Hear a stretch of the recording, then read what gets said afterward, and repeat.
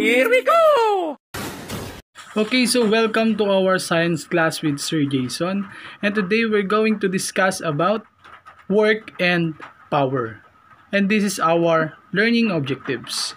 At the end of the lesson, the students should be able to number 1, identify situation in which work is done and in which no work is done.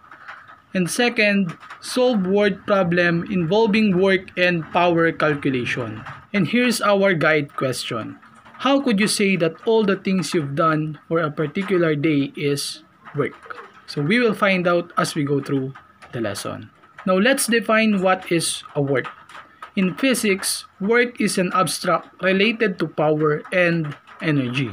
When work is done, it is accompanied by a unit of time, which is the power and change in energy. When work is done by an object, it loses energy. And when work is done on an object, it gains energy. How could we say that the work is done and no work is done? So let's differentiate the two. First, we have work is done. Okay, when we say work is done if the object you push moves a distance in the direction towards which you are pushing. So this means that the work is done happens when the object change its position and direction. So it tells us when a force acts upon an object, it causes a displacement of the object. Next is what we call no work is done. So no work is done if the force you exert does not make the object move. So it happens when the person exerts more force to that object or particular object, or there is no changes in its position or direction. Now, how are you going to calculate a work? So calculating work. Work is defined as the product of the net force acting on a body and the distance moved in the direction of the force. So work is computed as the product of force and parallel distance. Or simply, work is equal to force times the parallel distance, or W is equal to F times D. The metric unit or the SI unit for work is joule. So okay, the equivalent of joule or 1 joule is equal to 1 Nm or equal to 1 kilogram meter squared per second squared. Now let's apply this equation to a given scenario. So this is an illustrative example.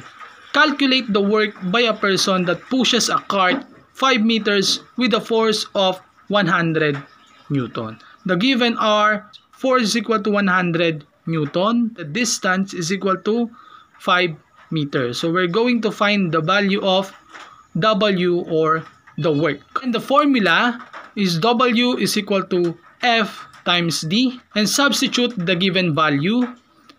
Work is equal to the value of force, which is equal to 100 Newton, times the value or the distance, which is equal to 5 meter. Okay, so just simply multiply to get the value of work. 100 Newton times 5 meter, that is equal to 500 Nm. Okay, convert it to joule, which is the SI unit for work. So therefore, the value of work is equal to 500 joule. Now let's go on with the power. Okay, what is a power? When we say power, it is the work done in a unit of time. In other words, power is a measure of how quickly work can be done. Okay?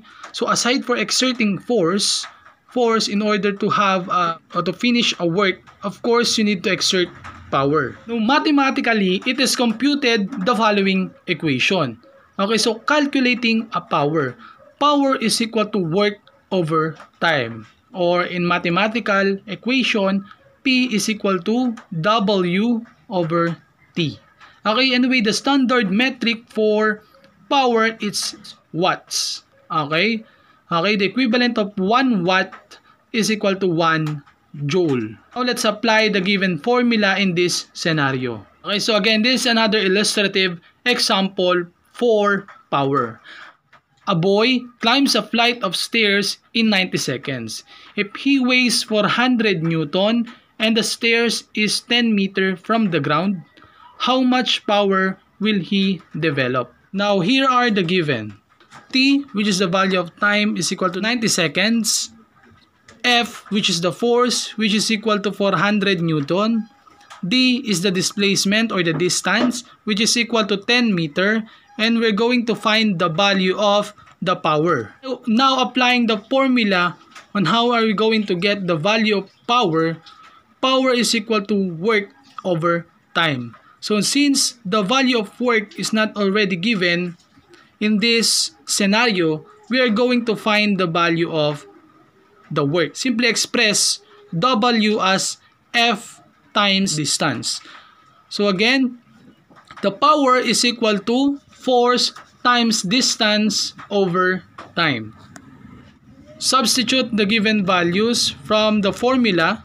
P is equal to the value of the force, which is 400 Newton, and times the value of distance, which is 10 meter, over the value of time, which is 90 seconds.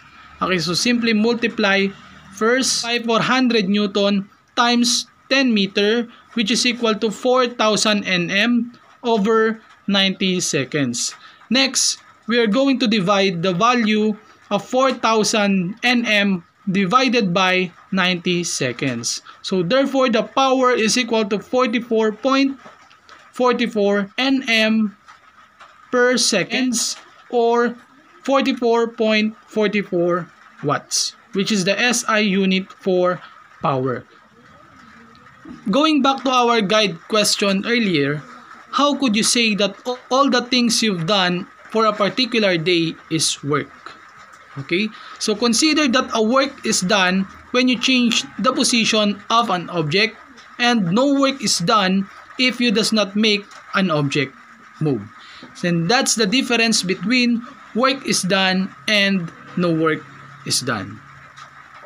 Okay, so a few reminder for everyone. So this is for your home delight.